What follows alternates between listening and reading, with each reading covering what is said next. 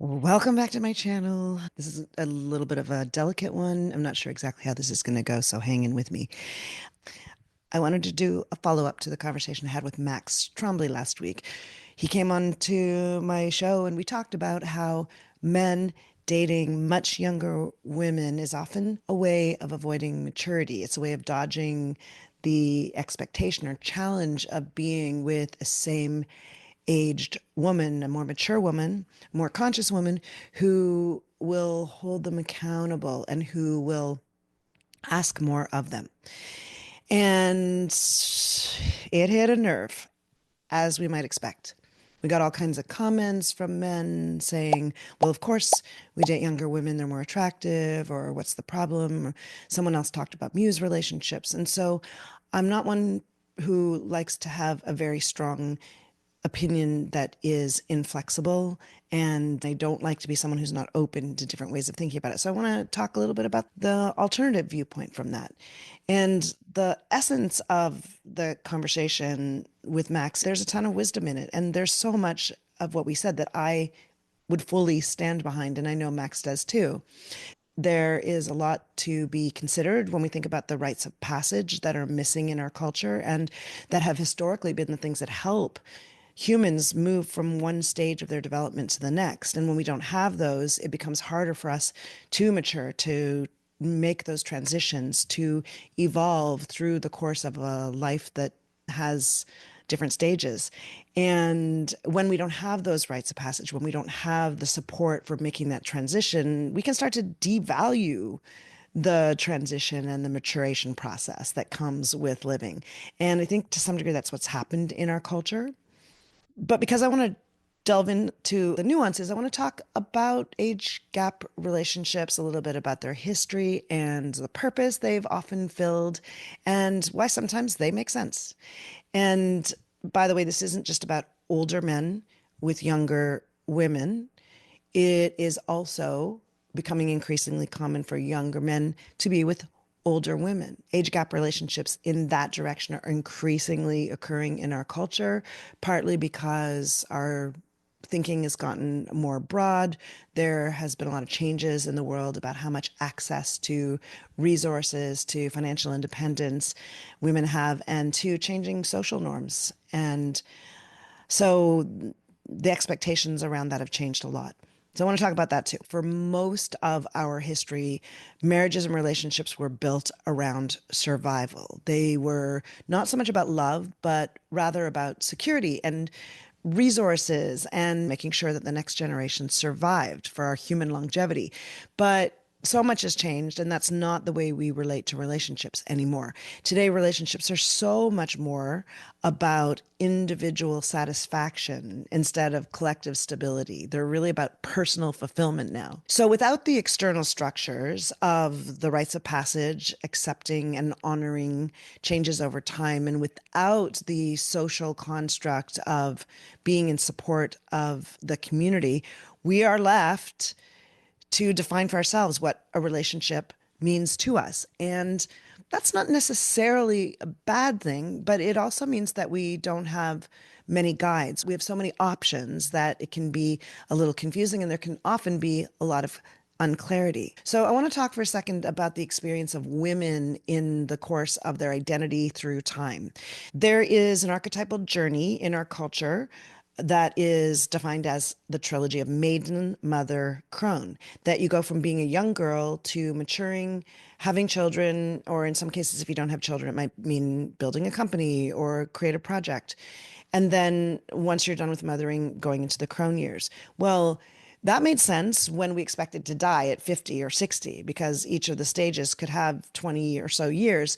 But now that our human longevity and our lifespan is so much longer, and we can likely expect to live to 70, 80, or even 90 or beyond, that structure doesn't work. That would put us in our crone years for the vast majority of our lives. And so I believe that there is a missing archetype, one that hasn't been spoken about, one that hasn't been named, but one that is very real for modern day women. And I call that archetype the erotic high priestess. This is the period of a woman's life when she is no longer in the mother role. Her kids have grown up, she's raised them, and they've moved on. But she's far from being an elder. She's in the fullest of her expression and embodiment. She is in her full power. She's lived enough life. She's probably had heartbreaks and learned from them, but she still holds deep erotic energy. She's still sensual and sexual, and not in a way that's about obsessing with or chasing youth, although sometimes that occurs too, but rather in a way that brings embodied presence and depth and confidence and a kind of persona and way of being in the world that can be healing to both the masculine and the feminine in men and in women and in ourselves. In the case of older women, younger men, it's sometimes, but generally not, about financial resources. It is probably about the exchange of wisdom for youth and vitality. And it's about potentially an initiation. It's about learning. It's about a kind of bringing a man forward into something deeper, both sensually, sexually, and in his role as a man. It's about an older woman holding the depth and the wisdom that the younger man may not have access to yet, although he's probably heading in that direction. So all of these kind of relationships work best when they have a lifespan. That works for our current days. We don't necessarily stay with one person all the way through our entire lives, but different types of relationships, including various types of age gap relationships, can have a lifespan that can make sense and can contribute. Now, I would argue that over the long term, for a long term life partnership, that extreme age gap relationships are going to face some problems because the basis upon which they're built is not going to last that long. So has a limited lifespan. And so, in the case of older man, younger woman, where the exchange is for financial resources in exchange for fertility and maybe bringing new child into the world, you're going to face a time with a large age gap where you're going to become a caretaker if you're a young woman. And if you're an older man, you're going to face a lot of pressure where you might not feel that confident about what you can bring to that younger partner as you age and your body changes. So the thing is, you can never really escape the impact and the reality of our human aging and of our mortality. It just will show up in different ways. And then in the case of a relationship where a younger male partner and an older woman might have some amazing, profound exploration and fun and sensuality and sexuality and learning, there's probably a point where that man is going to want to create his own kingdom, his own family. And so, I personally think that anybody gets into an age gap relationship needs to see the potential limitations of it. Sometimes these relationships can be referred to as muse relationships. I think someone in the comments mentioned that. And there's something true about that. Relationships where there has been mentorship as a part of a romantic relationship have existed always in all times in most of our cultures. But now, with longer lifespans, with women having more access to education, to their own power, not having to depend on a man for it, and often having more financial independence, it's becoming more visible in our culture, more relevant, and more common. So I think the question I'm asking here is, are all age gap relationships simply avoidance? And I think the answer to that is not necessarily. But given that relationships have historically been transactional, exchanging security for youth and fertility, I think they have a purpose and they have a place, but they are still a different experience from two people coming together as equals, both bringing their increasing level of consciousness that occurs as we age and grow and deepen and learn, especially for those of us who are in consciousness communities where our intent is to keep on evolving and going both deeper and higher. The desire and the ability and the willingness to grow together, to accept the changing of our own bodies, the deepening of our consciousness, and doing that together, supporting each other through time, can create a much deeper relationship that I don't think is possible with an extreme age gap. So, where I'm at with this right now is the idea that potentially it's the clarity about why we're dating that matters the most. And I talked about relational agreements in this video here, noting the fact that we often enter relationships without understanding or communicating or defining what it is we are seeking, what it is we are doing together. Are we choosing a partner because we see a future together, because they'll help us grow, because we want to deepen together, because we want to support the nurturing of children and family in the context of a community? Or is it because we want to have a growth experience, a learning experience, or simply because it's easy and fun?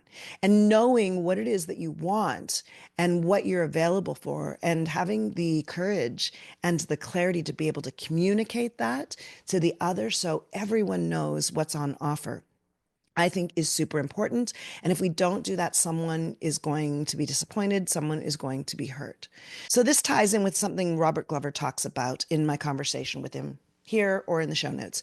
And that is the idea that the feminine is the challenger, the feminine in us, the feminine energy, feminine desire, feminine demand can be one version of what he calls a big stick that pushes the masculine to grow, that asks for its depth. What the feminine is going to give you is a lot of life lessons. Yeah. Are you going to open to it? Are you going to open to the wisdom that comes from both the feminine intuitiveness, the empathic nature of the feminine, the ability to see through things, the ability to create some chaos for you that you just want to put the fires out and get everything back to good? Can you embrace that fire, that chaos, that weather, that storm, that earthquake, that volcano? Can you say, bring it? Now, Yeah. for men to do that, they do need the sharpening, they need the grounding. Right. And I think all men's work, the basis of it is how do we come back to the feminine, whether it's women or world, right?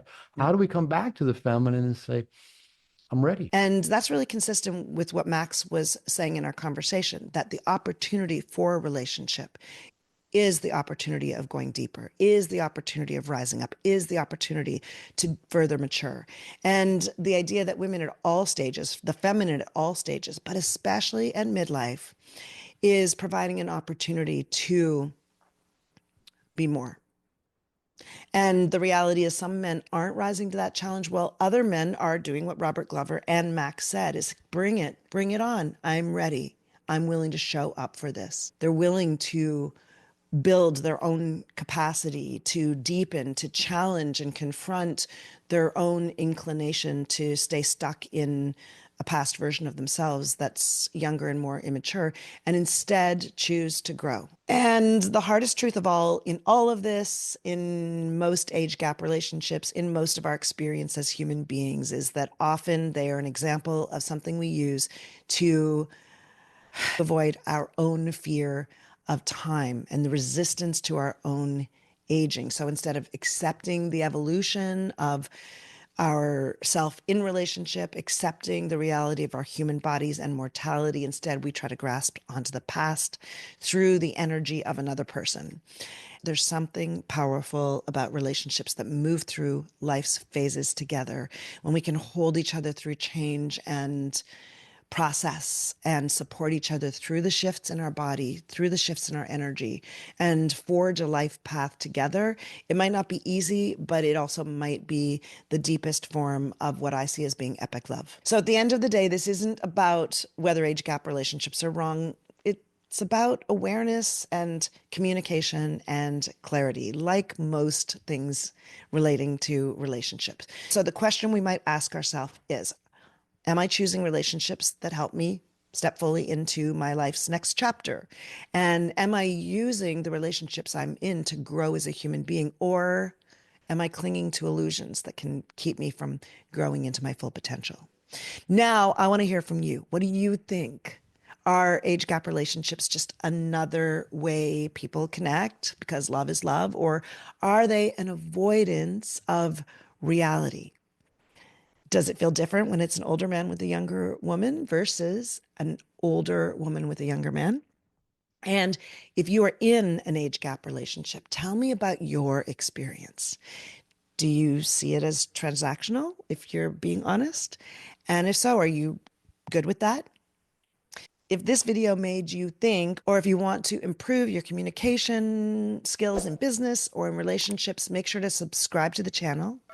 And if you are ready for more, here is my video on relational agreements, and right here is my playlist on love and relationships. And I'll also link to my conversations with Max Trombly and Dr. Robert Glover in the show notes. Thank you so much for being here, and I'll see you next time.